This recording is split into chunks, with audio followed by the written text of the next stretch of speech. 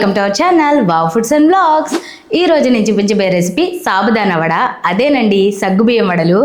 Evening coffee కానీ tea కానీ తాగుతూ ఈ సాబుదానా వడ తింటూ ఉంటే భలే ఉంటుంది. ఎప్పుడు ట్రై చేయకపోతే ఒక్కసారి ట్రై చేయండి, మళ్ళీ మళ్ళీ చేసుకుని తింటారు. ప్రాసెస్ కూడా చాలా ఈజీగా ఉంటుంది. ఇంకా లేట్ చేయకుండా ప్రిపరేషన్లోకి వెళ్ళిపోదాం, వచ్చేయండి.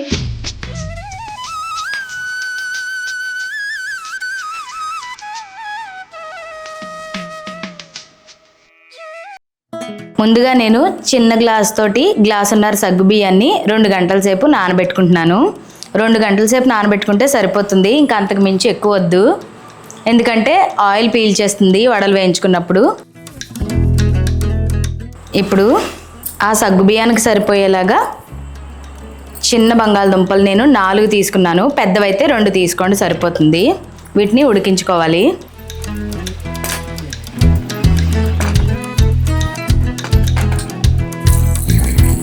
ఈ బంగాళదుంప ముక్కలు ములిగేంత వరకు నీళ్లు పోసి కుక్కర్ మూత పెట్టి ఒక 3 విజిల్స్ వస్తే సరిపోతాయి.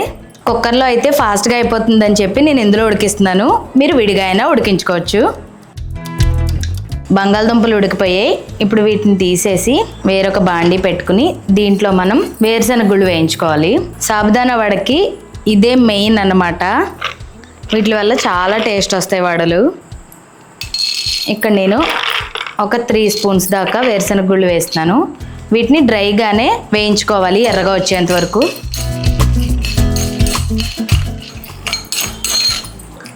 చూసారు కదా, ఇలా కలర్ చేంజ్ అయిపోయాయి కదా. ఇప్పుడు తీసేసుకోవచ్చు. ఒక మిక్సీ జార్లోకి వేసి పొడి చేసుకోవాలి. మరీ మెత్త పొడిలా కాకుండా కొంచెం కోర్స్గా చేసుకోండి, పలుకు పలుకులా ఉండాలన్నమాట. అప్పుడు తినేటప్పుడు పంటి కింద పడితే చాలా బాగుంటుంది. నేను పొట్టు తీయట్లేదు, మీకు ఒకవేళ ఇష్టం లేకపోతే పొట్టు తీసేసుకోండి. ఇవి బాగా చల్లారిన తర్వాత కోర్స్గా గ్రైండ్ చేసుకోవాలి.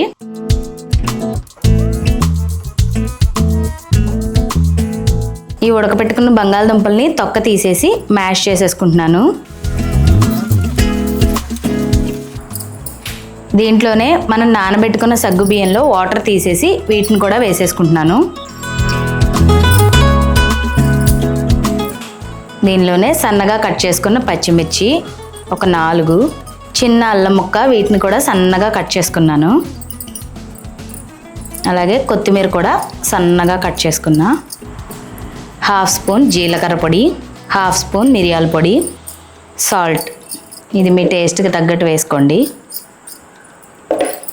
ఇప్పుడు వీటన్నింటినీ ఒకసారి కలిపేసుకుందాం. వాటర్ అవసరం లేదు, ఇలాగే కలిపేసుకుంటే సరిపోతుంది.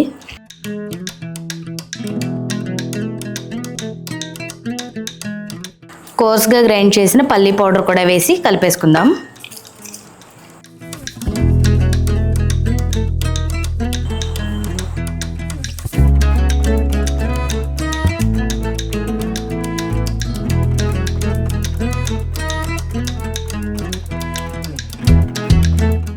దీంట్లో ఆ వేరుశనగ గుళ్ళు పొడి వేయడం మాత్రం మర్చిపోకండి. అసలు వడలకి టేస్ట్ వచ్చేదే అది, దాన్ని మాత్రం స్కిప్ చేయకండి. పంటి కింద ఈ పలుకులు తగులుతుంటే చాలా బాగుంటుంది తినేటప్పుడు.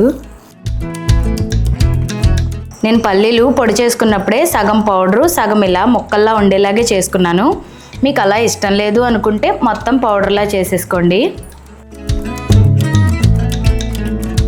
ఈ వడల్లోకి మింట్ చట్నీ ప్రిపేర్ చేద్దాం. ఈ మింట్ చట్నీ కోసం మిక్సీ జార్లో పుదీనా ఆకులు, అలాగే కొత్తిమీర. ఈ పుదీనా కొత్తిమీర 2 ఈక్వల్ క్వాంటిటీలో తీసుకోవాలి. ఒక 6-7 పచ్చిమిర్చి, మీరు తినగలిగే కారాన్ని బట్టి యాడ్ చేసుకోండి. చిన్న అల్లం ముక్క. ఈ చట్నీ స్కిప్ చేయకండి, వడల్లోకి మింట్ చట్నీ సూపర్ కాంబినేషన్, చాలా బాగుంటుంది. పెరుగు ఒక 2 చెంచాలు వేస్తున్నాను. అలాగే ఒక నిమ్మకాయ, మీ టేస్ట్కి తగ్గట్టు సాల్ట్.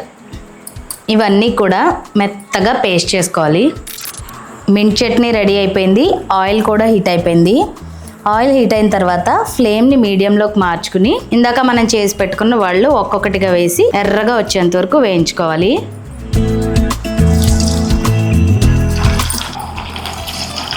వేసిన వెంటనే కలిపేయకండి, విరిగిపోతాయి. కొద్దిగా వేగిన తర్వాత అప్పుడు గరిటతో కలుపుకోవాలి.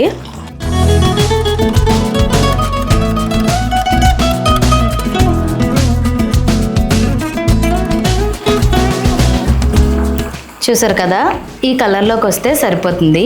ఇంకెంతకు మించి రంగు రానవసరం లేదు. వీటిని ఒక టిష్యూ పేపర్లోకి తీసేసుకోండి.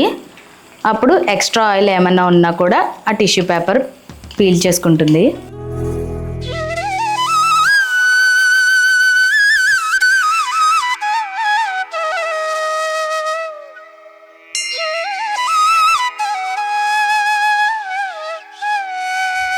చూసారు కదా, చాలా ఈజీ ప్రాసెస్.